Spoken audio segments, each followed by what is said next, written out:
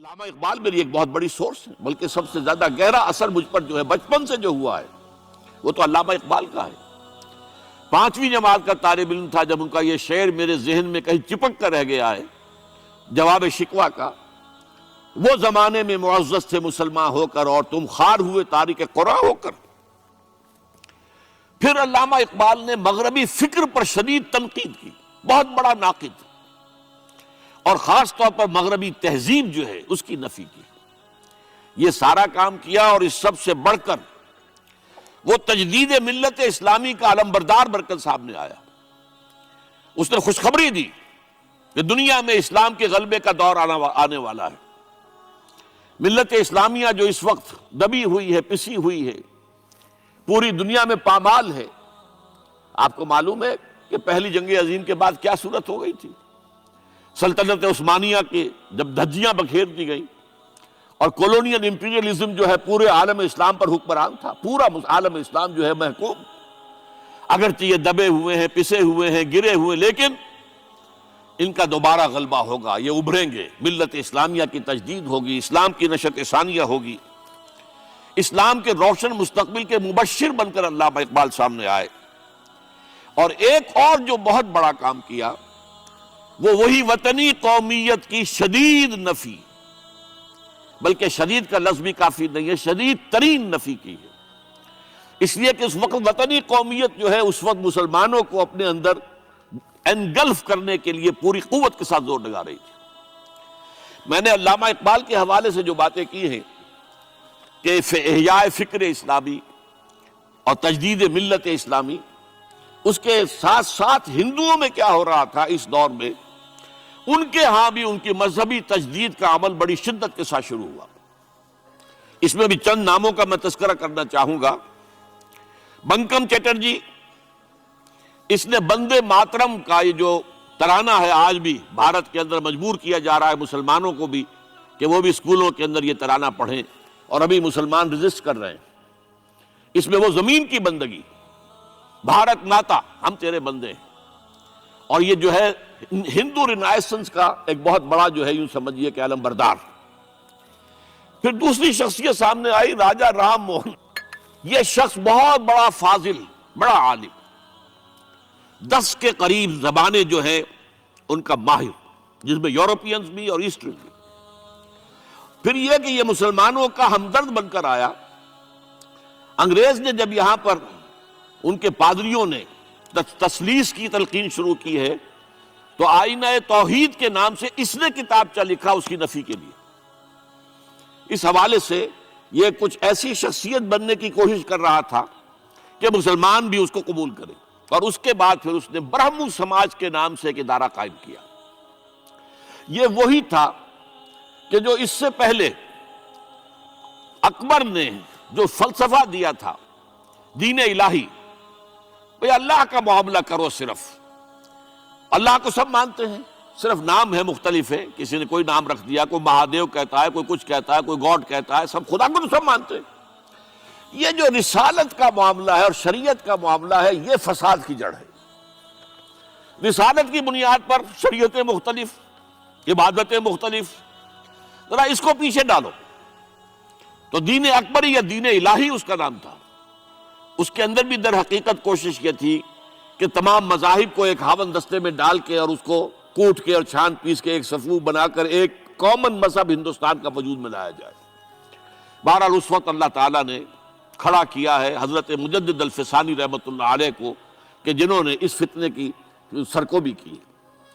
اس نے بھی مجلس ایزدی کے نام سے ایسا ہی ادارہ شروع کیا، اور یہ گویا کہ ٹھنڈی چھری کے مانند، اس لیے کہ اسلام کا دار و مدار تو رسالت پر ہے۔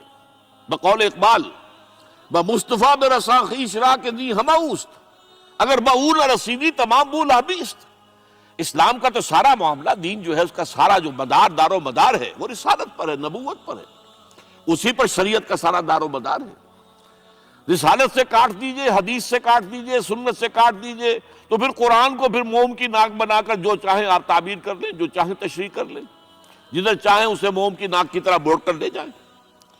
بہرحال اس معاملے میں بھی پھر ایک تیسری تحریک جو شروع ہوئی وہ بہت ملیٹنٹ تھی، آریہ سماج۔ دیانند سرسوتی نے یہ ملیٹنٹ تھی اور بڑی اس کی جو ہے پذیرائی ہوئی ہندو معاشرے میں. انہوں نے کھل کر یہ کہا کہ ہندوستان صرف ہندوؤں کا ملک ہے، یہاں مسلمانوں کے لیے کوئی جگہ نہیں، لہذا یا ہندو ہو جائیں مسلمان اور یا پھر یہاں سے ہجرت کر جائیں. کھل کر آریہ سماج، اسی کے تحت پھر مہاسبھا بنی، اسی کے تحت آر ایس ایس، انتہائی ملیٹنٹ آرگنائزیشن جو ہے ہندوؤں کی، یہ سب جو ہے دیانند سرسوتی کا. یہ اسی طریقے سے پھر شدھی کی تحریک شروع ہو چکی تھی، ریکلیم کرو مسلمانوں کو. یہ ہم ہی میں سے تھے، ان کے آباء و اجداد کہیں جو ہے مسلمان ہو گئے، انہیں واپس لو. چنانچہ راجستھان کے علاقے میں جہاں بڑی جہالت تھی، مسلمانوں میں علم نہیں تھا، بس کہیں بزرگوں کے کسی زیر اثر فیض سے، کسی صوفی کے، وہ اسلام تو لے آئے لیکن تربیت کا کوئی انتظام ہوا ہی نہیں، مسلمان حکومتوں نے کیا ہی نہیں، کچھ بھی نہیں کیا. تو نتیجہ یہ نکلا کہ بڑے پیمانے پر شدھی کی تحریک ہو رہی تھی. میوات کے علاقے میں بڑی تیزی کے ساتھ مسلمان جو میو تھے وہ ہندو ہو رہے تھے. اسی پر تحریک اٹھائی ہے مولانا الیاس رحمت اللہ علیہ نے. ان کا مقابلہ کرنے کے لیے، اس تحریک کا، اس شدھی کی تحریک کا مقابلہ کرنے کے لیے یہ تبلیغی جماعت کا نظام بنایا تھا کہ بس 6 باتیں لو اور جاؤ، دیہات میں جاؤ، چنے لے کر، گڑ لے کر جاؤ، کسی کا کھانا نہ کھاؤ، اپنا کھانا کھاؤ، کوئی تنخواہ نہیں، اور دین کی تبلیغ کرو. یہ نظام ان کا در حقیقت اسی شدھی کی تحریک کے جواب میں شروع ہوا. پھر سنگٹن کی تحریک شروع ہوئی کہ ہندوؤں کو سب کو جمع کر دیا جائے. اب اس اعتبار سے ذرا نوٹ کیجئے، علامہ اقبال نے جو نفی پھر وطنیت کی ہے، اتفاق سے یہاں یہ اشعار لکھے ہوئے ہیں: اس دور میں میں اور ہے، جام اور ہے، جم اور، ساقی نے بنا کی روش لطف و ستم اور، تہذیب کے آزر نے ترشوائے صنم اور، مسلم نے بھی تعمیر کیا اپنا حرم اور، ان تازہ خداؤں میں بڑا سب سے وطن ہے، جو پیرہن اس کا ہے وہ مذہب کا کفن. اب ذرا قلب ماہیت کا اندازہ کیجئے. وہی شخص جو کہہ رہا تھا کہ خاک وطن کا مجھ کو ہر ذرہ دیوتا ہے، وہ آج اس وطن کو ایک سب سے بڑا بت قرار دے کر اور اس کا قلع قمع کرنے کے لیے کس قدر زوردار الفاظ جو ہے. اور یہی دوسری طرف یہ بت کہ تراشیدہ تہذیب نوی ہے. یہ جو نیشن سٹیٹ کا تصور ہے، یہ 18ویں صدی سے یورپ میں شروع ہوا. نیشن سٹیٹ، ایک ملک میں رہنے والے سب شہری ہیں، برابر ہیں، اور ان کے اندر مذہب کا اختلاف ہو، یہ اس کا کوئی حیثیت نہیں.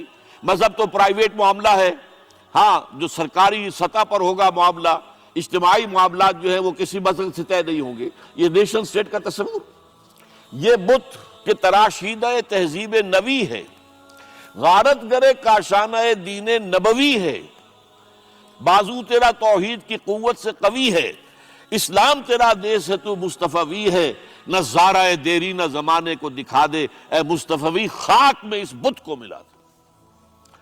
اس سے بھی زیادہ مجھے ملا ہے ایک ان کے قطعہ جو ہے: منزل راہ رواں دور بھی دشوار بھی ہے، کوئی اس قافلے میں قافلہ سالار بھی ہے، بڑھ کے خیبر سے ہے یہ مارکہ دین و وطن. خیبر، غزوہ خیبر سے کہیں بڑھ کر یہ دین و وطن کا مارکہ، کہ ہمارے نزدیک ہماری قومیت کی بنیاد ہمارا دین. آج دنیا یہ کہتی ہے کہ قومیت کی بنیاد وطن ہے. یہ جو مارکہ دین و وطن ہے، بڑھ کے خیبر سے ہے یہ مارکہ دین و وطن. اس زمانے میں کوئی حیدر کرار بھی ہے. تو واقعہ یہ ہے کہ علامہ اقبال نے اس سلسلے میں وہ رول بھی پلے کیا کہ جو حضرت مجدد الفسانی رحمت اللہ علیہ نے دین اکبری کا قلع قمع کرنے میں ادا کیا تھا، اور اس میں کوئی شک نہیں ہے. اس اعتبار سے میں کہا کرتا ہوں کہ حضرت مجدد الفسانی کے بروز کی حیثیت رکھتے ہیں علامہ اقبال، اور ان کو جو گہری نسبت تھی. حاضر ہوا میں شیخ مجدد کی لحد پر، وہ خاک کے ہے زیر فلک مطلع انوار، گردن نہ جھکی جس کی جہانگیر کے آگے، جس کے نفس گرم سے ہے گرمی احرار.